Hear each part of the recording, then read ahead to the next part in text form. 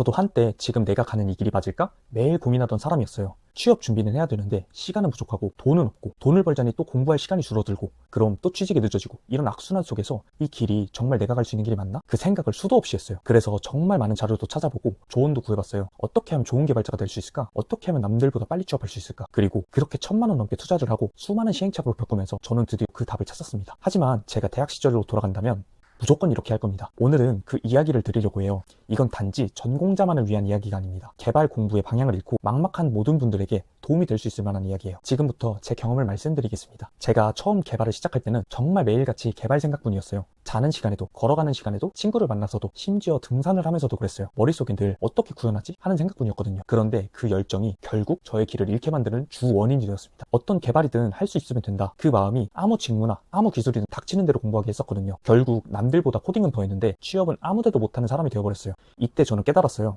노력의 양보다 중요한 건 방향이라는 것을요. 그리고 이건 제가 4년 반을 돌아서야 알게 된 진실이었어요. 그 긴 시간 동안 한 가지 실수를 계속 반복하고 있었던 거죠. 그래서 제가 대학생으로 돌아간다면 저는 무조건 직무 찾기부터 시작할 겁니다. 유튜브를 보든 현업자 인터뷰를 보든 어떻게든 나와 맞는 직무를 찾아야 합니다. 그게 백엔드든 프론트엔드든 앱이든 AI든 상관없어요. 내가 흥미와 적성을 느끼는 분야를 먼저 선택해야 그 뒤에 공부가 의미가 있는 거예요. 그리고 대학 수업은 이건 팁인데 딱 좋은 학점 맞을 정도만 할 거예요. 그 이상은 실무에서 큰 도움이 되지 않아요. 대신 대학과 별개로 강의를 결제해서 정말 기초적인 웹개발, HTML, CSS, 자바스크립트로 간단한 홈페이지를 만드는 것부터 시작할 겁니다. 기초를 직접 손으로 만들어보는 경험, 그게 나중에는 부트캠프든 회사든 어딜 가서도 끝까지 남는 힘이 되거든요. 대학에서도 기초 프로젝트를 진행하지만 난이도와 깊이가 어떤 교수님이냐에 따라서 퀄리티가 너무 달라져 버려요. 그래서 보장된 유명한 강사로부터 강의를 시작할 거예요. 대학교에서 배우는 개발은 실무와 정말 다르거든요. 웬만해서는 사용할 수 없어요. 대학은 컴퓨터 이론을 배우는 곳이기에 실무 감각을 익히려면 결국 스스로 프로젝트를 해야 합니다. 이걸 저는 너무 늦게 깨달았어요. 그 다음으론 기초 CS 공부를 정말 열심히 할 거예요. 지금은 쓸모없고 왜 배워야 하냐, 난 개발만 하고 싶다, 이런 생각이 굉장히 많이 들 거예요. 제가 그랬었거든요. 전공자든 비전공자든 컴퓨터 개념이 탄탄하지 않으면 어느 레벨부터 실력이 탁 막힐 거예요. 그래서 저는 돌아간다면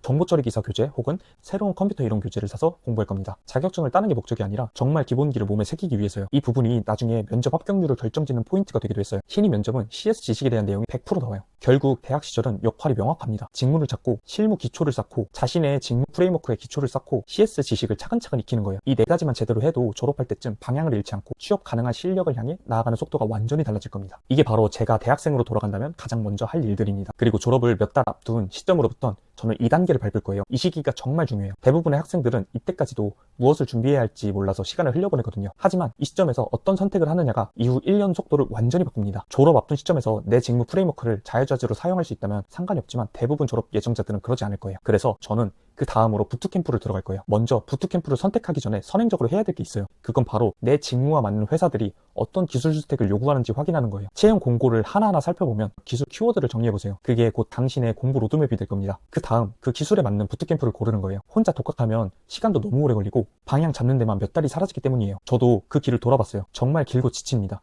효율도 안 나오고요. 이제 부트캠프에 들어갔다면 단순히 코딩 배우기가 아니라 나를 포트폴리오로 만들어가는 시간으로 생각해야 돼요. 하루 중 30분이라도 시간을 정해두고 그날 배운 내용 그리고 그날 만든 기능, 해결한 에러를 꼭 기록하세요. 이게 나중에 이력서와 포트폴리오의 재료가 됩니다. 과정 후반부에는 이력서 초안을 미리 써두세요. 다 끝나고 쓰면 이거 기억 하나도 안 나요. 프로젝트 중간부터 차근차근 정리해둬야 내가 나중에 진행했던 내용을 술술 작성할 수 있어요. 수료 직전엔 서류 지원할 곳을 점점 늘려야 됩니다. 이력서 100곳 정도는 기본이에요. 반응을 보고 합격률이 낮다면 원인을 분석해서 다시 100곳. 그게 바로 전략적인 지원이에요. 제가 이 과정을 왜 이렇게 강조하냐면요. 저도 부트캠프를 다녔었고 그 안에서 정말 많은 것을 느꼈기 때문이에요. 당시엔 부트캠프에서 대기업 취업이 거의 확정됐다라는 말만 믿고 그냥 시키는 대로 했어요. 운 좋게 실력은 빨리 늘었지만 문제는 제 직무가 아니었다는 거예요. 그때부터 다시 방황하기 시작했어요. AI 공부를 했지만 막상 하고 싶은 것도 아니고 실력도 고만고만해서 옛날에 대학 시절에 하던 안드로이드로 방향을 틀었어요. 대학 시절엔 제가 안드로이드를 꽤 잘했었고 흥미있게 공부했거든요. 다시 처음부터 3개월간 프로젝트를 만들면서 공부를 했어요. 그 과정에서 비로소 백엔드와 프론트엔드의 차이를 알았고 내가 진짜 좋아하는 영역을 알게 됐어요.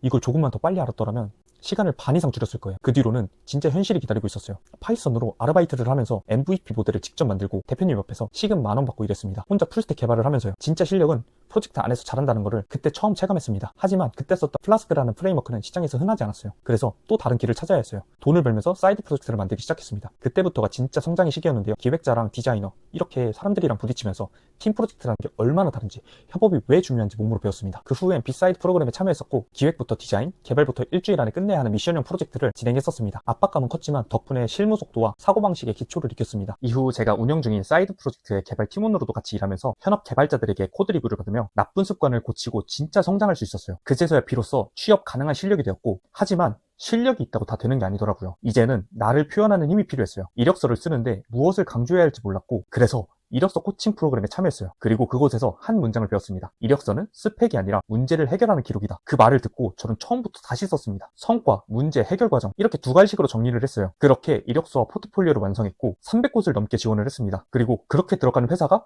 규모가 있고 연봉이 좋은 회사였어요. 제가 이 모든 과정을 겪는데 걸린 시간이 4년 6개월이고, 그리고 투자한 돈은 1,000만 원이 넘어갑니다. 돌이켜보면 처음부터 지금까지 말씀드린 전략대로 했다면 시간도 돈도 그리고 마음의 상처도 훨씬 덜했을 거예요. 그게 저는 정말 아쉬워요. 그래서 이 영상을 만드는 이유는 단 하나예요. 여러분들도 저처럼 돌아가지 않았으면 좋겠어요. 많은 분들이 개발을 시작할 때 그냥 코딩이 재밌었어요 라고 말을 해요. 저도 그랬었어요. 하지만 언젠간 현실의 벽이 찾아와요. 돈이 떨어지고 결과는 안 나오고, 그때까지 버틸 수 있는 건 좋아하는 마음 하나뿐인데 그 마음마저 무너지면 정말 남는 게 아무것도 없습니다. 그래서 부탁드리고 싶어요. 좋아하는 마음을 오래 지킬 수 있게 현실적으로 준비를 꼭 같이 해주세요. 지금은 힘들고 막막할 수 있습니다. 이 길이 맞나? 이런 생각이 너무나 자연스러운 생각이에요. 저도 그랬었고 지금도 가끔 그래요. 하지만 확실하게 말씀드릴 수 있어요. 지금 이 고민은 결국 여러분들을 진짜 개발자로 만들어줄 거예요. 이 영상이 여러분들에게 조금이라도 길을 잃지 않게 하는 나침반이 됐으면 좋겠습니다. 그리고 혹시 정말 힘든 순간이 온다면 댓글로 남겨주세요. 저도 그 길을 걸어왔던 사람으로서 같이 고민하고 도와드리고 싶습니다. 정말 고생 많았어요. 그리고 포기하지 마세요. 여러분들은 분명히 해낼 수 있을 거예요. 시청해주셔서 감사합니다.